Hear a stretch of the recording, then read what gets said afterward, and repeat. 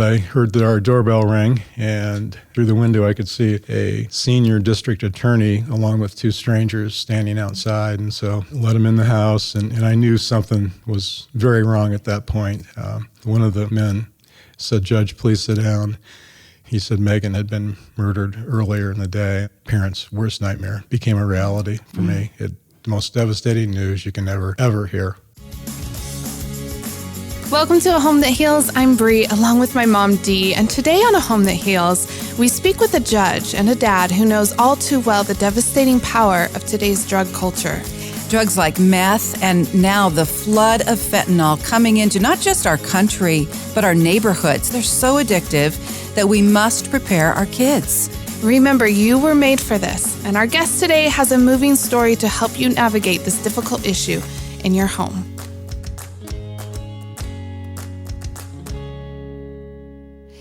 We're talking about kind of a heavy topic today, and it's this one that we raised a few weeks ago, Bree, when we said there's some things you just can't ignore, even though a lot of us want to just put blinders on and not really think about these issues. But I was reminded really very vividly of that the other day when I walked into your house, and you guys have that puzzle table. I love that. Always a puzzle going, and anybody can sit down and work on it as they go.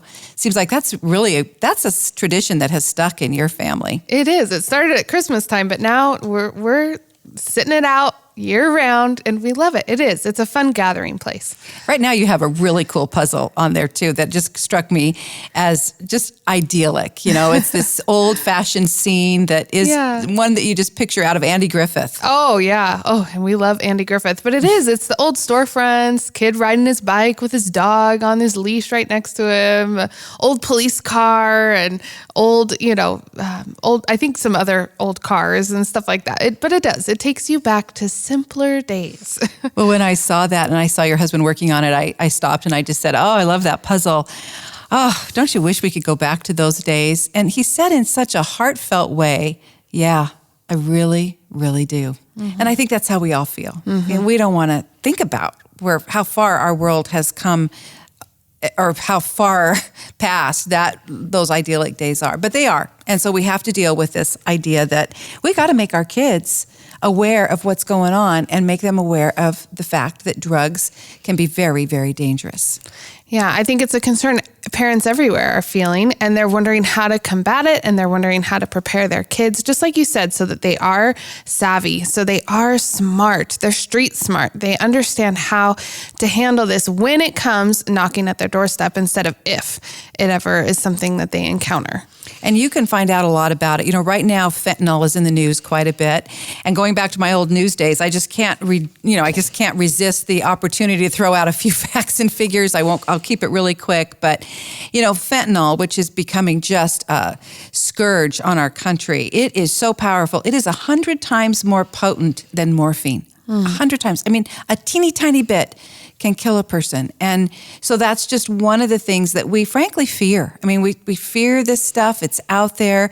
We talk about the marijuana that was, available back in the day, back when I was a teenager and early 20s, completely different than the marijuana that's available today. And that marijuana is oftentimes laced with fentanyl because fentanyl is so cheap and easy to make. You can put it in something like a joint and it's more powerful, but yet it's deadly. And the proof is in the pudding. We've had more than 107,000 people died of drug overdoses and drug poisonings last year in the U.S. And about 2/3 of those involved synthetic opioids like fentanyl. Okay, I'm done with my facts and figures, but let's talk real life now.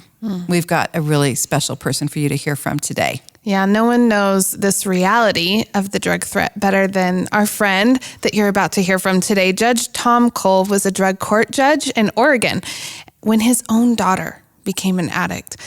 She got caught up in the violence and the darkness of the Russian drug gang. And as you're about to hear, the judge's worst fears became his family's reality. Yet despite that, he shares his story with us of hope. But it does begin in despair. And so we're going to pick up Judge Kohl's story as he shares with you a night that changed his life forever as his daughter's drug addiction and involvement in that Russian game came to a climax with a terrible tragedy. On July 21st of 2006, I got the worst news I could ever get. It was about 11 p.m., and I was in bed, and I heard our doorbell ring, and put on some sweats and went downstairs. And we had a window in the door. Through the window, I could see a senior district attorney along with two strangers standing outside. And so I went downstairs and let him in the house, and I knew something was very wrong at that point. One of the men said, "Judge, please sit down." And at that point, he told me that he said Megan had been murdered earlier in the day. And so, a parent's worst nightmare became a reality for me. The most devastating news you can ever hear. And I imagine in the shock of that moment, what goes through every parent's mind, no matter what level of tragedy their child faces. And those are those questions. Why? Why did she not? Why wasn't she kept in jail? Why me? Why God? Yeah. Yeah. In a situation like that, I think people either turn to God or turn away from God. And I was so fortunate that I was able to turn to God. I mean, I dove into the Psalms, and every day I was in the Psalms. It was really amazing in that type of situation where Megan was murdered. I didn't know how she was murdered at that point in time. I learned 2 weeks later how she was murdered, and that was absolutely devastating. The worst. But it was really strange because I could sleep at night. I have no idea. I mean, Jesus just gave me that ability to go to sleep. I mean, in the morning I would wake up, and the first thing I would, I was so devastated. I mean, physically, emotionally, but Jesus got me through every day. I remember a few days after we had just moved into our new house. Then we had moved from the country into the city. And we were really blessed because it was a news story. It was a national news story, and the press had actually gone up to our old residence up on a mountain where we used to live. They didn't realize that we had moved down into the city, and so we didn't have that distraction.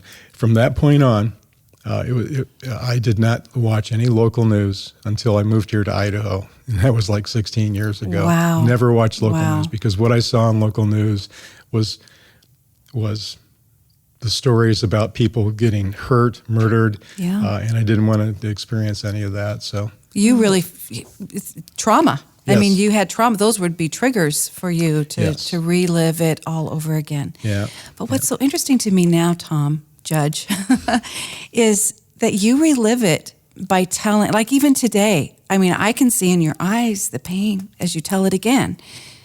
It's different though. Because why? Well,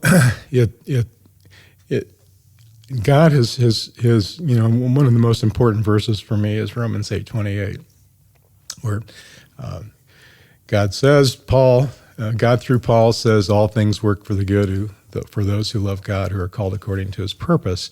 And the idea of Romans 8:28, if somebody would have mentioned that to me 2 or 3 days after Megan had been murdered, I don't know what I would do. So if somebody not a good idea. Not a good idea. Yeah. So reciting scripture or referring to scripture when somebody is going through a difficult time in their life, you really need to be discerning on that. You have to, but now I understand what Romans 8:28 really means, and it says all things work for the good, which really means all things. It doesn't mean most things or some things. It means all things, even the brutal murder of a young 21-year-old daughter. God can take that and turn that into something good. He can turn ashes into beauty, tragedy into triumph. I mean, that's what God is in the business of doing, right? And so I was able to see that as the months and years went by, how God could just take that and do something good with it. And so I've had opportunities to speak with parents who have lost loved ones, in my courtroom where, somebody has been murdered, they were in a car accident. I've had all sorts of opportunities I could see in the courtroom the parents, sometimes the bitterness and the sorrow and the anger they had at somebody who had harmed their child or taken the life of their child. And I would actually have the parents come back in my chamber with me after like a sentencing occurred, and I would be able to talk to them. And I specifically remember one occasion where I'd asked some parents to come back into my office, and they were there, and their daughter had been killed in a drunk driving accident, and I sat, they sat down, and I said, I want you to know, I think I kind of know what you're feeling. And they looked at me and they said, no, Judge, you don't have a clue what we're feeling. And I said, I do. I said, I lost it. Do you know my story? And they said, no. And I said, I lost a daughter through murder earlier. And I said, I kind of have a feeling what you're going through. And so I just wanted you to know that as time goes by, things are going to get a little bit better. I mean, there's always going to be a hole in your heart for the loss of the child, but things will get better. And so I've been able to pray with parents in my office, and Wow. and it's been a really remarkable journey, because one of my other favorite verses is 2 Corinthians chapter 1, verses 3 through 4, where it says we worship a God of all comfort, who comforts us during our sorrows, so that we can comfort others with the same comfort we got from God. And so that's one of the reasons God allows those type of things to happen. So it's going to happen, and so I'm able to comfort other people. There's more to this story of how God has used Megan's story in amazing ways. But, I just picture who's listening today, and we probably have some parents who are relating to you. They have faced some tragedy. They're in the middle of it, or maybe they're coming out of the shock of it and really wondering if God can do, like he says, if he really can turn it into something good, something that you can look back on and say, that's what this verse means. But what would you say to those parents that are listening and they're just plain old fearful? Because this drug problem that we are seeing in our country today, it's not getting better since Megan's involvement years ago. Now it's been 17, 18 years ago. Yeah. Meth came onto the scene. I mean, I remember back in my news days, I did work on a documentary and saw the faces of meth, saw what it does. It absolutely destroys people on all levels. It destroys their physical appearance. It destroys their ability to love their own kids. It's horrible, and it can. And I remember back then, the big thing we had was not even once. Don't try even once, because you can be addicted. Now with fentanyl pouring into the country, not even once, because fentanyl can kill you the first time you take it, or you're addicted, just beyond even anything we can imagine. So those parents that are fearful of that, as you look back on your own experience, what kind of advice do you have for parents that are listening to you today and saying, I've got to try to protect my kids? Yeah. Well, the best advice is pray. pray. Well, amen to that. Yeah. Yeah, pray for your kids. And you really need to be aware of who they're hanging out with. It's one of those things. I remember one time I went over and picked up Megan after she spent a night at somebody's house. I didn't know where she was, but I knew where she was. Her mom told me, and so I went over and picked her up. She was probably 13 or 14 then. And I knocked on the door. It was a trailer, and knocked on the door, and this guy answered the door, and he had a wife beater T-shirt on, and he was overweight. And I looked inside, and there were beer cans all over the inside of the house, and I couldn't believe that my daughter had actually spent the night there. And so it's kind of like moms and dads have to be on the same page. They really have to be able to talk about, well, where's our daughter going to go? Where's our child going to go? Spend the night? Who are they hanging around with? And so that's so important to have wide open eyes about who they're with. You know? So, but prayer, vigilance. Judge Kohl's story is so powerful, and he's told it all over the country many times. It never gets easier, but yet he keeps doing it. He keeps sharing the story and hoping that people will really hear what his message is. Both the message of, we've got to protect our kids with prayer and vigilance, but also that God shows up in those terrible, unthinkable things in our lives. And it's quite an encouragement. It is. We just did an episode on the power of prayer That was episode 211. And we reminded ourselves that we don't have to live in that fear. And it was encouraging to hear Judge Kohl and how his prayer life and his intimacy with God really is what pulled him out of that darkness into a life of hope. And then right now he's using that story to redeem who knows how many people's lives. Yeah, isn't that something? Mm-hmm. But, there was an interesting thought that went across my mind later, and I asked the judge about this. Fear, like we don't want to live in fear, that's for sure.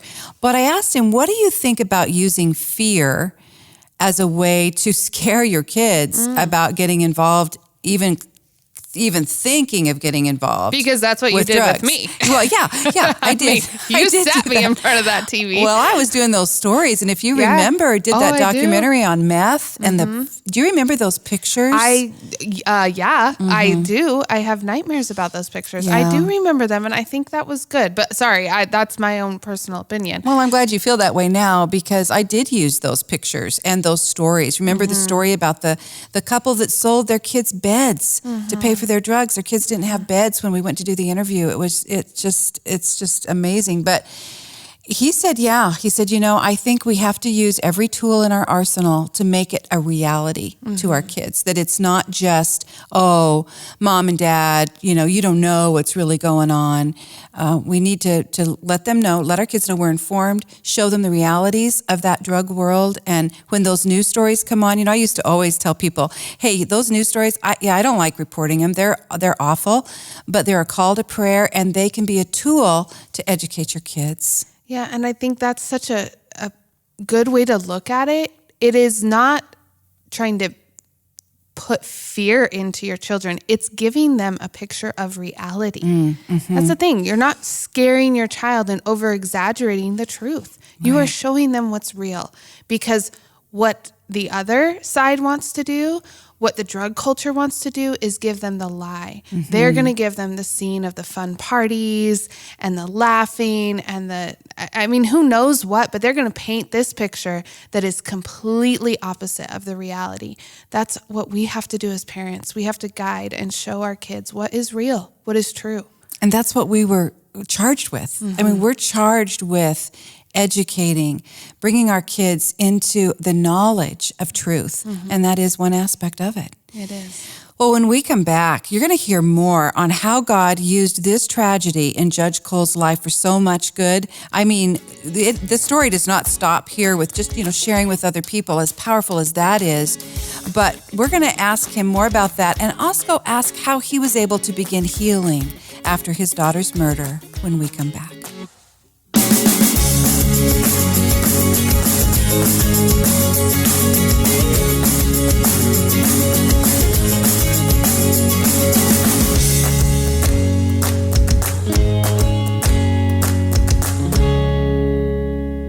We're back with more of Judge Tom Kohl's tragic yet hopeful story about the brutal murder of his daughter, who was not only addicted to drugs, but deeply involved in a Russian drug gang.